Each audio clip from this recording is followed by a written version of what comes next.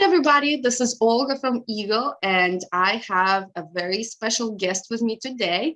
This is Sergey Sedov, who is our wonderful tour guide around the Golden Ring cities. A couple months ago, he showed us around the beautiful cities of Suzdal and Vladimir, and we decided that because my guests were so interested in Russian Orthodox icons, that we would record an extra video about icons for you. So Sergey is going to tell us about what is special about Russian icons, who is the most famous Russian icon painter, and where you can find his works. Hi, Sergey, it's wonderful to see you here today. Good morning, friends. Thank you for coming to watch our video. It is very nice. And today we're going to talk about the Russian icon painting, which is the art of the Russian medieval art, what makes the Russian art really unique, really different from many other countries. And of course, icons were not only in Russia. The word icon actually is the Greek one. It means an image, and it was not just an image of the random person. It was only the religious image. It was allowed to depict Jesus, the Virgin, different saints, angels, and so on. And it was not just a depiction, not like the ancient Greek or ancient Roman portrait, for example. It was to help a person who prayed to realize, to imagine whom he prayed for. Like, for example, if you take an image of Jesus Christ, it was to help a person to realize how Jesus Christ could look like. That was an icon. And for a long time in Russia, like in the Muslim culture, for example, or some other cultures, it was not allowed to depict the real people, not allowed to depict just nature back at the time. No portrait, no landscape, no any other type of art except of the icon painting. Only the religious art was allowed from the very beginning in the 10th century till the times of Peter the Great, till like the late 17th, the early 18th century. And of course, we know very few about those times because not many documents, chronicles, chronicles, the books, written by the monks in the monasteries usually survived from that time. And the other reason for us not to know much about the icon painters and their names was that it was considered to be, not too good to sign your works. They believed back at that time, if you did it well, you were well paid, you lived quite well, but it was like God helped you, like some angel standing behind you moved your hand with a brush. It was not like, not because of you, of your skills or something like this. That is why up to them, I think the late 17th century, the 1600s, very few artists ever signed their works. That is why if you know a person, for example, if you know the name, he was already something outstanding, somebody outstanding. And we will talk a little bit about one of those icon painters today. Icons were usually painted on the wood boards, one board or several boards attached to each other. Then they put the layer of sort of the plaster on top of it, called gesso ground, they usually called it in Italy. It was about the same chalk mixed with the glue for it to be white and the smooth surface.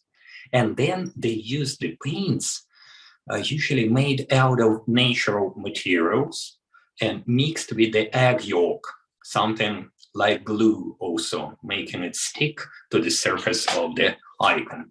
Sometimes they use the local materials, like local mineral stones. They ground, making the powder out of them.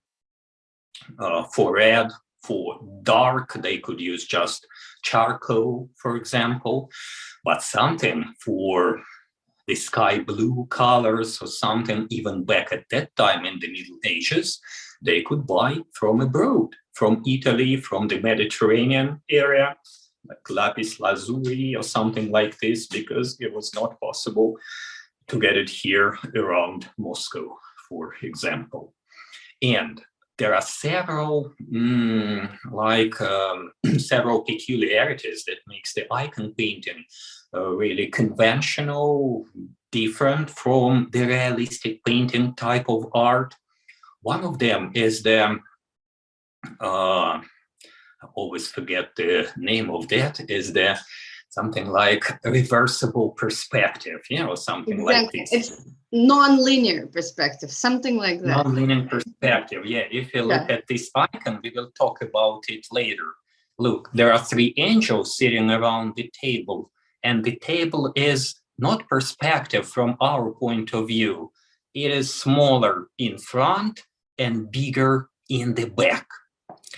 It was not because they didn't know how to paint or they were stupid. No, it was because they tried to show us that, first of all, through the icon, like through the mirror, we look into something like the paradise, the kingdom of heaven, the world that is totally different from our world. And the second reason for the icon to be non-perspective or invertive perspective, something like this, and it was like, if you look at it, you felt yourself being inside. And that really made the job, because when a person came into the church at that time, he must have felt really like on heavens. Because imagine, now we have TV, we have Facebook, Instagram and YouTube. At that time, they had nothing. 6 days a week, they worked hard in the field or elsewhere. And one day, Sunday, or some religious festival, feast, they all came to the church early in the morning. First of all, the people. And the second thing was, they listened to the priest, they listened to the choir that was singing so beautifully. In the Russian Orthodox Church, it was only the a cappella singing. Then in the end of the service, there was like a sermon when the priest talked to them what happened in the world. It was like news, and it was a little bit of this, our leader was great and beautiful. He did a good job, beating those neighbors, and the leader of the neighbors was very bad, actually, and so on.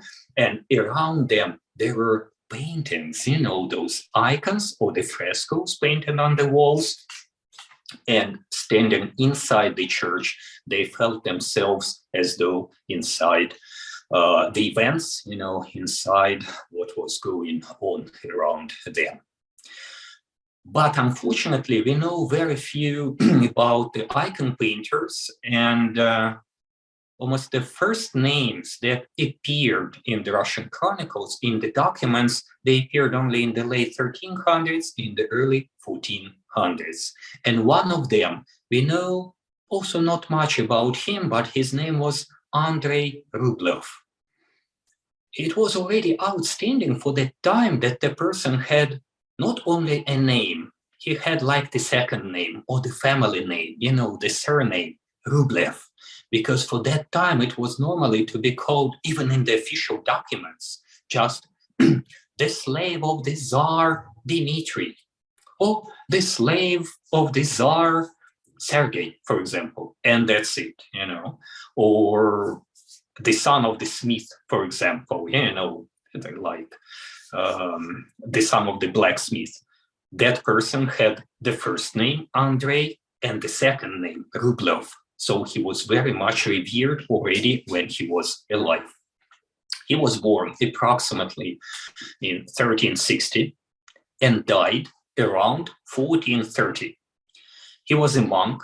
That's the thing we know for sure. And most of the icon painters, or maybe 99% of them back at that time, were first of all monks, and 100% of them were men. Yeah, because it was not allowed to paint icons for women. The medieval, I don't know, times, you know. And now it's different in Russia. Men and women, monks, nuns, and ordinary civil people can paint icons. But at that time, it was very strict. You had to be a monk before you started painting the image of Jesus Christ, for example. You had to keep a fast for a long period of time. So you didn't eat meat, milk, butter, and you had to pray for a long period of time, as though cleaning yourself spiritually before this kind of job. And only then you were allowed to do this. It is considered that Andrey Rublev was invited to the city called Vladimir, which is about 120 miles east from Moscow, to renovate the beautiful old cathedral that had already been built in the 12th century, 300 years before, but it was burned by Mongols during the Mongol invasion, and then for a long time it was not renovated. It was in the very bad condition.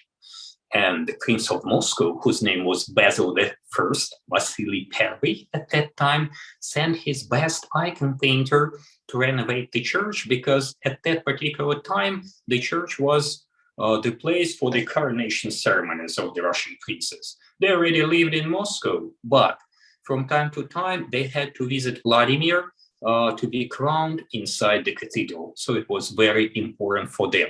And we know for sure, it is said in the Russian chronicles, that Andrey Rublev painted the Church of the Dormition, or the Assumption of Vladimir, in 1408. And then he lived for some period of time in the so-called Holy Trinity Monastery, or Lavra, in the place called Sergey Posad, which is like 30 miles far from Moscow.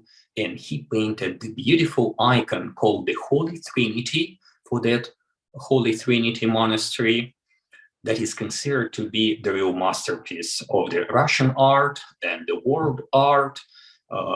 And now the icon is in the State Tretyakov Art Gallery, in the biggest art museum of Russia, but it was originally painted for that church. What makes both Andrey Rublev and the Holy Trinity icon so special? Why was he the one who is the only icon painter that is known, or the most famous one? Yeah. First of all, look, the time was very hard for Russia. It was the time of a sort of the civil war. The country we know as Russia now, even the European part of it around Moscow, was very much disunited. Moscow was like the separate state. The city called Tver, Tver, the separate one.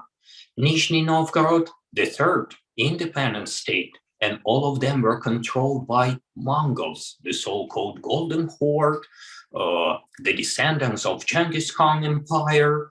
And it was very easy for the people from the city called Nizhny Novgorod to invite Mongols to attack, destroy, and rob the city of Vladimir, for example. But all of a sudden, there was that monk whose name was Saint Sergey of Radonezh, who started telling the people, come on, guys, what are you doing? You're speaking the same language, Russian, like the people from Moscow and the people from Vladimir. You pray the same God. Yeah, you're all Russian Orthodox. Why you invite Mongols? Like originally they were pagans. By that time, they started converting into Islam to fight each other, to help you fight each other. What if we unite, we combine our forces to protect ourselves from Mongols? And the people started listening to Saint Sergius. But they needed something. As I said, there was no TV and any other sources of propaganda except of the monumental propaganda. Yeah, that was the church that was frescoes and paintings inside. And that Andrey Rublev was like the disciple of Saint Sergey of Radonezh, and he tried to move those ideas from like the social sphere into the art, to explain the people why they needed to unite. And that icon, Holy Trinity, was like the source of that propaganda. Of course, first of all, it was religious.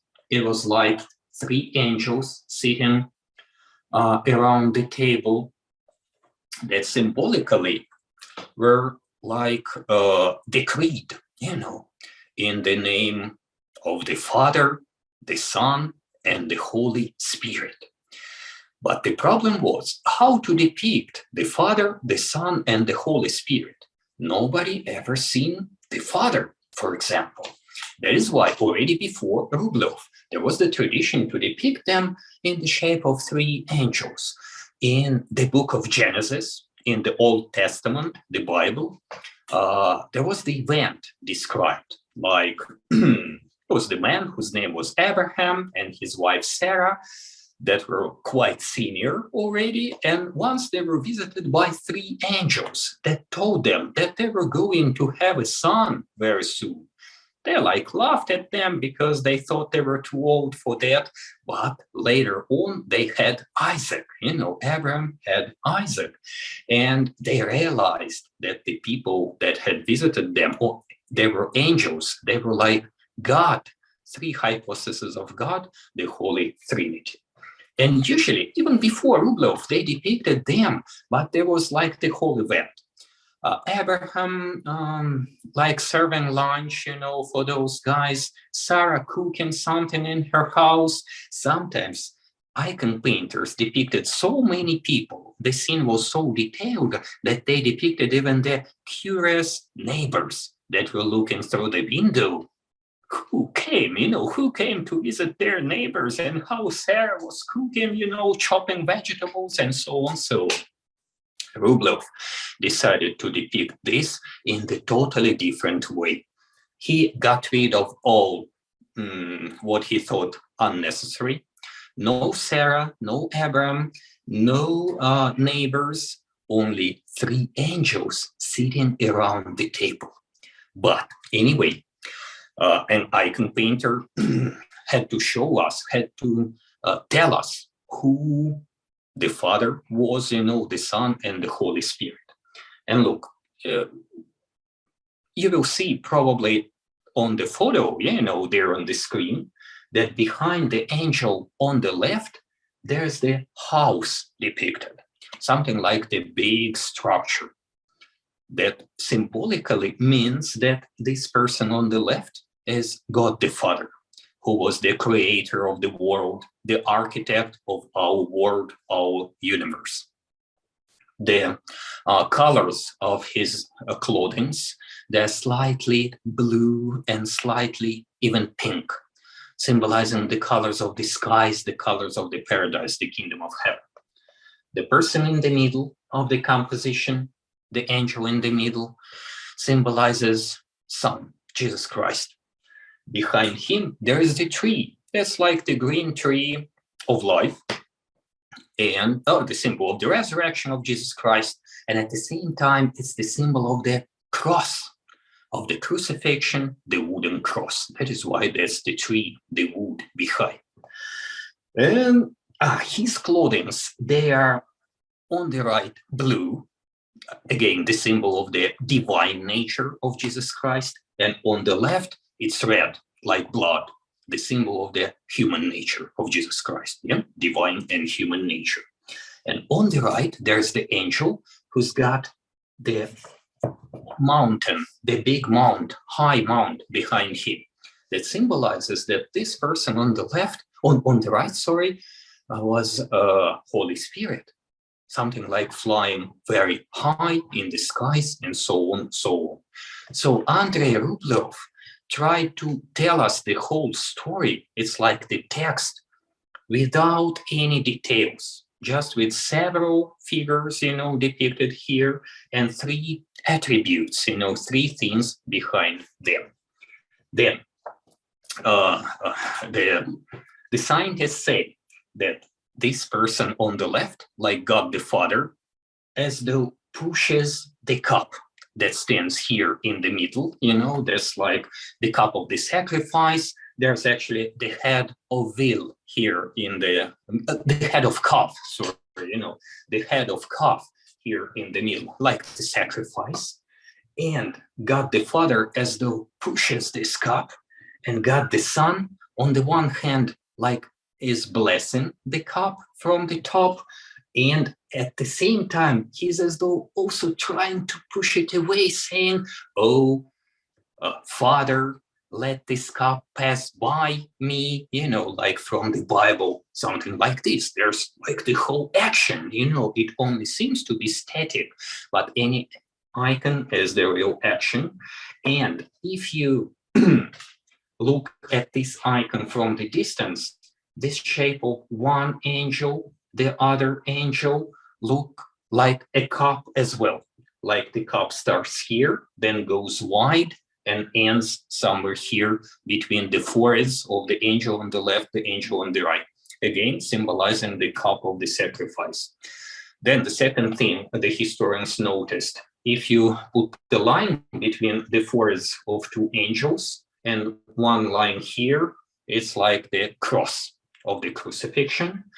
And there's like the symbol of the whole universe. Look, if we like paint the line from the foot of the angel around to the head of one of them, the other one, and the third one, and again to here, to the feet of God the Father, that's an accurate circle. It's like the Vertuven man, of Leonardo, like the cross inside the circle, the cup, plus between the heads of the angels and the bottom of the painting, there's the triangle, like the equilateral triangle, something like this. All sides of the triangle are equal. So a lot of symbols, and the people at that time, of course, could read them, I guess, and even now we can read them. That's like the whole prayer. Plus, inside this table, the table of the sacrifice, there's the little hole, like the window. Some people say that that was like the hole for relics of the saint. It symbolized, the altar they prayed on, and that was for the relics. But some people say there is nothing depicted here. There's just like the hole, like the window again to that world through the mirror, through the looking glass. Probably the icon painter, Andrey Rublev, tried to help us look through that looking glass, through the mirror behind. Wow, this is incredible. I couldn't help but notice when you were showing us that the three figures form the shape of a cup. In that way, the Son or Jesus is in the cup, right? So he is the sacrifice in a way, right? Absolutely. Kind of like adds to it, yeah. Absolutely. Another interesting thing, I think, is that when we look at Andrey Rublev's icons, in general, Russian Orthodox icons, there's not a lot of stuff on the background, right? And like sometimes when we look at them, it looks like it's just a golden background. Does it have something to do with the fact that this is not really the real world, but this is the divine kingdom that you were telling us about? Yes, I think so. First of all, they tried to show us that all gold behind means that, yes, that was the divine kingdom. Too many little details could probably like meditating, because when they watched the icon, when they looked at the icon, they had to think more, they had to pray, not to read the story like this person goes here, this person goes there. And the other reason for so much gold light and the other bright lights, a lot of white sometimes, was right at that time, like the 1200s, the 1300s, the 1400s, many things like theology was coming to Russia from the Byzantine Empire. And there was the philosophy there, the philosopher whose name was Gregory Palamas. You can Google actually, about this person who tried to explain to people that if they just watched a lot at the icon and prayed hard, they could see the so-called holy light.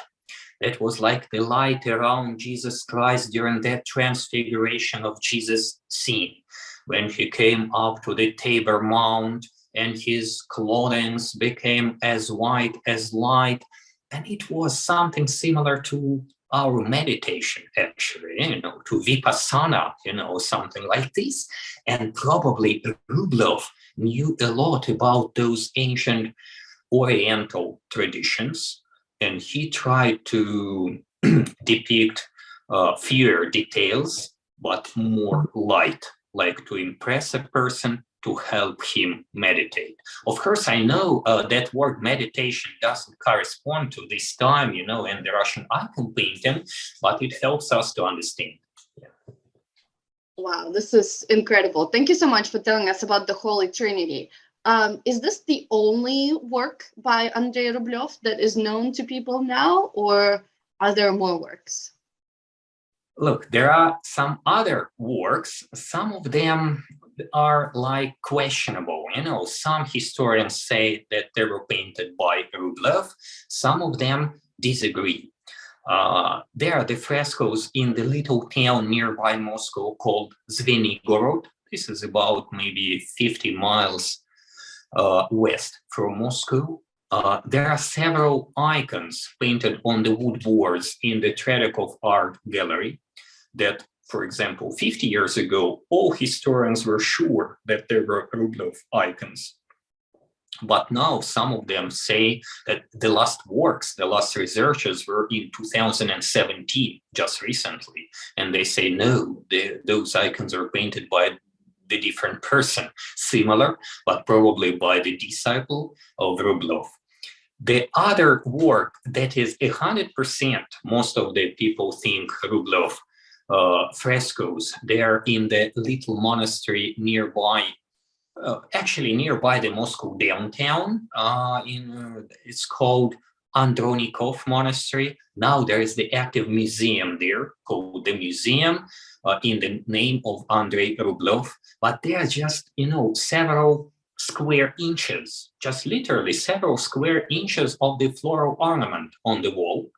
And the biggest part of the frescoes by Rublev survived in the city called Vladimir, which is a bit more than 100 miles east from Moscow, inside the Cathedral of the Dormition of the Virgin.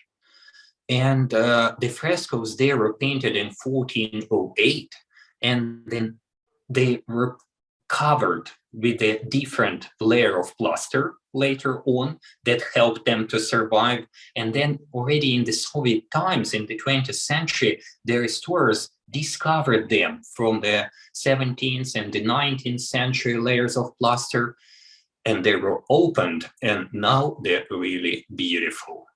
They depict the so-called Last Judgment, the central scene also of the church. Usually, like the people standing, in the Russian Orthodox Church, there are no pews, no place to take a seat, They were standing, listening to the priest, and then they turned back to go back home. And usually in front of them, there were the scenes of the Last Judgment. Before Rublev, the icon painters liked to paint hell predominantly, for what particular scene, what particular torture was waiting for you in there, like now people joke for the dealers of the new cars. They had to be the special separate pot, where they were boiled because the prices are very high. And Rublev was thinking a lot how to depict the Last Judgment for it to be not so scareful for the people, for it to be very attractive otherwise. And in the Cathedral of the Assumption in Vladimir, you can see that there is the very little part of it dedicated to hell. Just several, several tens square inches. All the rest is the judgment itself and the paradise, the kingdom of heaven. But the beautiful wall paintings, murals by Rublev, survived from 1408, we can still see here above us.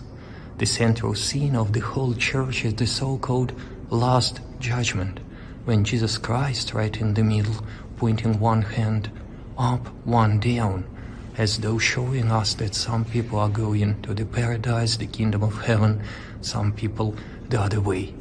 And down here, there's the depiction of hell. Interesting that Rublev is not actually painting for what particular scene, what particular torture is waiting for you in the next life, but he shows just the little glimpses of those tortures, like the awful darkness, like the gnashing of teeth, and like the worms eating the people. But his idea of the Last Judgment itself was totally different from what it was before him.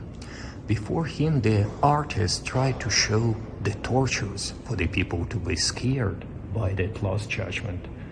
Rublev's judges, their apostles sitting here right and left from us, are totally different. They are not even looking down here. They are holding the books with the letters on them, like MT means Matthew, LK, Luke, MR, Mark, AN, Andrew. And they are as though inviting us there, saying, if you guys behave yourself here, your face would be this gold there in the paradise, in the kingdom of heaven, instead being tortured there in hell. Unlike the very static and two-dimensional bodies of the saints before Rublev, that was the very common for the Middle Ages type of painting, his apostles and angels are more like moving. They are dynamic. Look at the bodies turned right and left, and the heads. They are as though talking to each other. And the angels sitting behind the apostles look very similar to those angels from the Holy Trinity icon. We can see how the real master, the real artist, worked here. And my favorite composition is this angel. His face is absolutely Renaissance. Rublev is the same time than that of Raphael, a little bit earlier. Of course, he has never been to Western Europe, but his manner of painting is something similar to the Russian Renaissance. This is the painting of the same time done by the teacher of Andrey Rublev, whose name was Daniel, and he probably got used more to that Byzantine manner of painting, and the bodies here are heavier and the colors are different, more gray-green colors, unlike the very golden ones by Rublev. So we can say that the disciple didn't just learn from his teacher. He started doing it absolutely differently, and the people liked it very much, even at that time. Like here, angels sitting right and left from Jesus Christ, again, their faces as though lit inside with a special holy golden light. A lot of golden tints, as we were talking about. And at that time, of course, these frescoes are 600 years old. They were much brighter. And of course, they were very impressive for the people. And these people, these saints, they didn't even look at the people down there standing on the floor of the church. They were like talking to each other. And the icon painter tried to say that probably not like, if you guys are bad here, you would go to hell, and they would boil you in the oil like French fries in McDonald's. Otherwise, if you behave yourself here, you would be this golden there in the paradise, in the kingdom of heaven, attracting people instead of scaring people. Jesus Christ in the middle. So I've sent you, some photos, you can attach them. He points one hand up, one down, as though saying that, yes, some people, if they behave, go to the paradise, the kingdom of heaven. Some people go the other way. Those judges sitting left and right, they are apostles with the books in their hands, and every apostle has got a couple of letters in this book, something like MT means Matthew, LK, Luke, that helps us to understand, just pointing at the apostles. And behind them, there is the massive amount of angels, like we've seen on this little photo. And frescoes by Rublev are in the middle. And next to them, in the same cathedral, you see the frescoes painted at the same year, 1408, but by the teacher of Andrey Rublev. We know his name as well. His name was Daniel Chorny. Chorny means black, probably because the vestments of the Russian monks were black, and black meant a monk. Daniel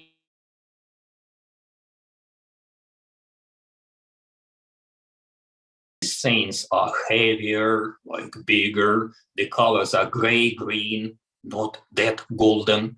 And probably the teacher got used more to that Byzantine type of art, more traditional, and his disciple stepped aside, stepped forward. Yeah, he risked a lot, because we know in the Middle Ages, they could just burn you, for this, for painting, not traditionally, but the people liked this type of painting so much that 100 years after Rublev died, there was the special synod, the council of the Russian Orthodox Church, that said that all icon painters had to follow Rublev's manner from that time.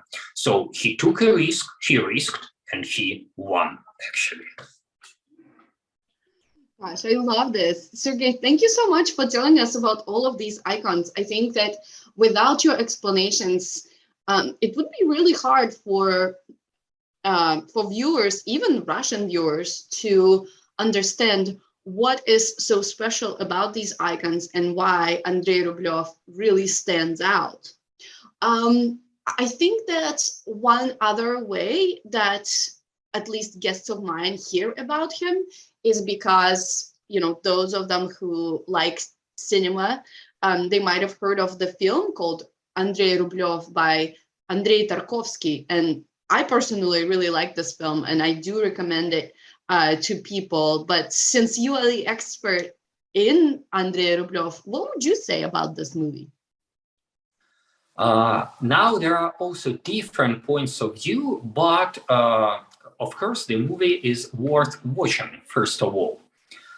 It was filmed in 1964 and allowed in the Soviet Union in 1969 only. So for 5 years, it was like a dispute, the argument, because for the very communist country, it was nonsense to show the movie about a monk, the icon painter.